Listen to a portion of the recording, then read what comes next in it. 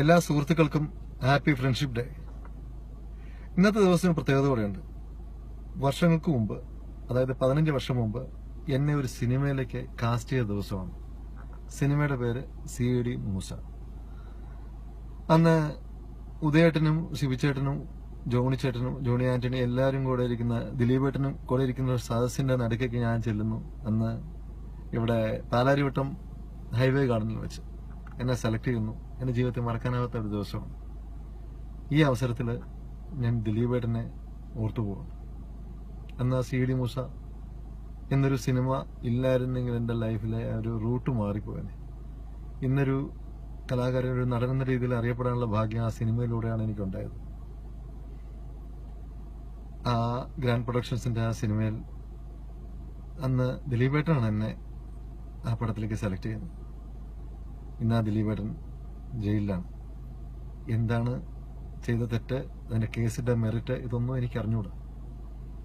അങ്ങനെ അദ്ദേഹം ജയിലിലായ ദിവസം തന്നെ വളരെ ഷോക്കോട് കൂടിയാണ് നമ്മൾ കേട്ടത്.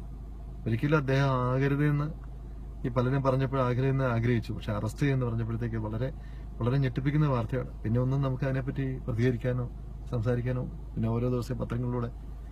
പക്ഷെ അദ്ദേഹത്തിന്റെ ജാമ്യം ഉടനെ കിട്ടും, കുറച്ചു ദിവസം കഴിഞ്ഞ് കിട്ടുമെന്ന് പ്രതീക്ഷിച്ചു. ഇപ്പൊ 25 ദിവസമായി അദ്ദേഹം അകത്ത് കിടക്കുന്നു. ആ കിടപ്പിനുള്ളില്, ഈ അറസ്റ്റ് ചെയ്തതിനുള്ളില് എന്തെല്ലാം കെട്ടുകഥകള്. ഓരോ പുള്ളി കയ്യേറ്റക്കാരനാക്കി, പുള്ളി ക്രിമിനലാക്കി, പുള്ളിയെ എന്താ പിന്നെ മറ്റേ അതാക്കി ഇതാക്കി, മറ്റേ ഒരു ഒരു നാറ്റിച്ചങ്ങ് ഇല്ലാതാക്കുന്ന ഒരു പ്രവണത ഇവിടെ കേരളത്തിൽ ഇപ്പൊ നടന്നുകൊണ്ടിരിക്കുകയാണ്. അദ്ദേഹത്തിന് തിയേറ്റർ കയ്യേറുകയെന്ന് പറഞ്ഞു. പിന്നെ അത് കഴിഞ്ഞിട്ട് പറഞ്ഞു പുറമ്പോക്ക് മൂവി കയ്യേറുകയെന്ന് പറഞ്ഞു. അത് കഴിഞ്ഞിട്ട് പറഞ്ഞു കെട്ടിട നിർമ്മാണ ചട്ടം ലംഘിച്ചുണ്ടാക്കിയാണെന്ന് പറഞ്ഞു. എന്നിട്ടിപ്പോ അത് പൂട്ടിച്ചു. അതൊക്കെ സത്യം പറഞ്ഞോണ്ടല്ലോ, സത്യം പറഞ്ഞ അതൊരു വെറും തെണ്ടിത്തരമാണ്. കാരണം അതുകൊണ്ട് എത്ര പേര് അതുകൊണ്ട് ജീവിച്ചു പോകുന്നതാണ്. ഇതൊക്കെ നേരത്തെ അറിഞ്ഞുകൂടായിരുന്നു. ഇതാരാ പിന്നെ ഇതിനൊക്കെ പെർമിഷൻ കൊടുത്തേ? അത് എന്നിട്ട് ആളാമൃതി വന്ന് മറ്റേ പിരിവ്, അവിടുത്തെ പണിക്കാർ കഴിഞ്ഞ ദിവസം പറയുന്നുണ്ട് പിരിവ് വാങ്ങിച്ച് അവിടെ എല്ലാവർക്കും പിരിവ് എല്ലാം കൊടുത്തു. അത് അങ്ങനെയാണെന്നുണ്ടെങ്കിൽ അതിന്റെ പെനാൽറ്റി അടപ്പിച്ച് അത് ഒരു സാധനം പോട്ട് അത് ഭയങ്കര ഇതൊക്കെ കേരളത്തിലെ ജനങ്ങൾ ഇതിനെ സപ്പോർട്ട് ചെയ്യുന്ന പറയാനുള്ളൂ. അതുപോലെ ആ മനുഷ്യനെ ഈ ജയിലിൽ കിടക്കുക എന്ന് പറഞ്ഞാൽ അത് ഒരു മനുഷ്യനായിട്ട് ശത്രുക്കൾ പോലും പോയി കിടക്കരുതെന്ന് ആഗ്രഹിക്കുന്ന സ്ഥലമാണ് ജയിൽ എന്ന് പറയുന്നത്. 18ാമത്തെ വയസ്സിൽ ഞാനൊരു IG-യുടെ മൗനമായിട്ട് വഴക്ക് പിടിച്ച് കൽക്കട്ട വെച്ചിട്ട് അദ്ദേഹത്തിന് ഞാൻ എന്നെ രക്ഷപ്പെടാൻ വേണ്ടി എടുത്ത ഒരു സോഡാക്കൊപ്പ് എടുത്ത് തലക്കടിച്ചു പൊട്ടി. അന്ന് എന്നെ ഒരാഴ്ചയോളം പിടിച്ച് ജയിലിലിട്ടു.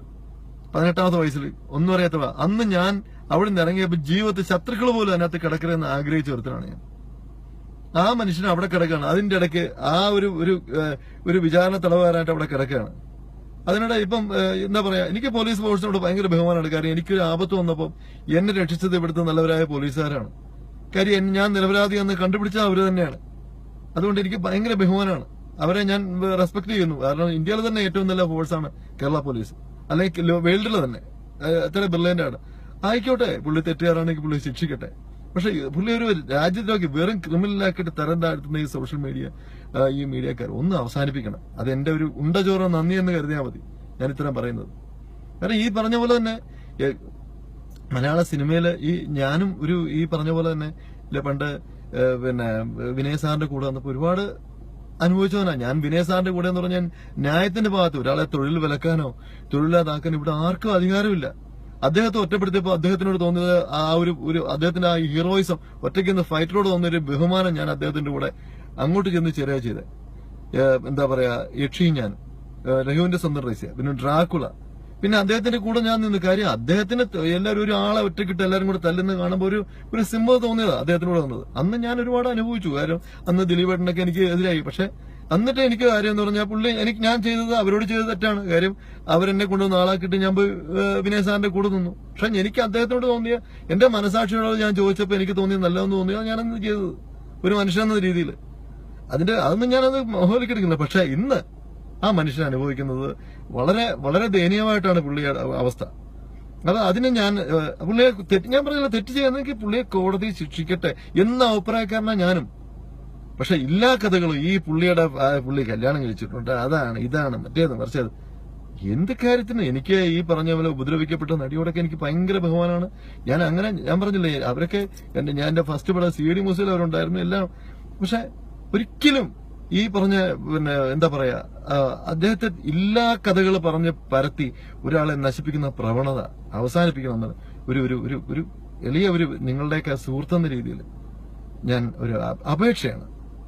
അല്ല, ഇത്രയും പറഞ്ഞില്ലെങ്കിൽ ഞാൻ അതൊരു നന്ദി കടായിപ്പോ. അതുകൊണ്ട് ഞാൻ പറഞ്ഞ, അതുകൊണ്ട് ഒന്ന് വിചാരിക്കരുത്, ഞാനിത് പറഞ്ഞുകൊണ്ട് എന്നെ ഉപദ്രവിക്കരുത്. അത്താഴ പഠനക്കാരനാണ്. ഇപ്പോഴും ഓരോ സിനിമയ്ക്ക് വേണ്ടി ഓരോരുത്തർ പുറകെ ചാൻസ് വെച്ച് വിളിച്ചുകൊണ്ടിരിക്കുന്ന ഒരുത്തനാണ് ഞാൻ. അതുകൊണ്ട് ഉപദ്രവിക്കല്ലേ, ജീവിച്ചു നോക്കൂട്ടെ. ഞാനിത് എന്റെ ഒരു അഭിപ്രായം പറഞ്ഞില്ലെങ്കിൽ അത് ശരിയാ, അതുകൊണ്ട് പറഞ്ഞത്. ഓ ബൈ, നമസ്കാരം. You're watching me on metromatney.com. on metromatney.com. metromatney.com. Subscribe for more videos. Subscribe for more videos. Subscribe here for more videos. Subscribe now. Thank you.